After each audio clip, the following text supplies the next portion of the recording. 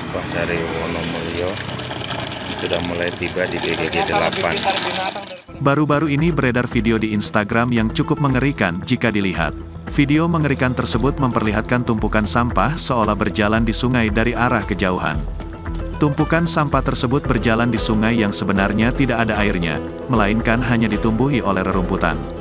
Video tersebut diketahui diunggah oleh akun Instagram @andreli_48 pada Selasa tanggal 4 April tahun 2023. Jika dilihat secara detail, sampah tersebut berjalan dibawa oleh air yang mengalir.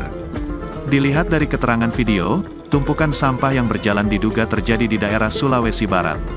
Ngeri sampah berjalan di Wonomulyo, Kabupaten Polman, Sulawesi Barat, tulis akun Instagram @andreli_48. Dalam postingan lainnya, sampah yang mengalir di aliran kering tersebut telah sampai di pemukiman warga, di mana lokasi terletak di pinggir jalanan yang ramai. Sampah-sampah tersebut mengalir deras bersama air yang penuhi irigasi.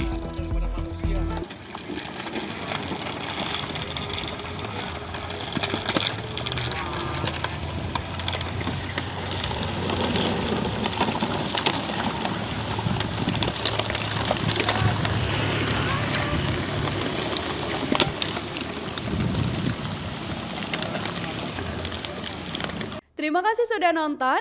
Jangan lupa like, subscribe, dan share ya.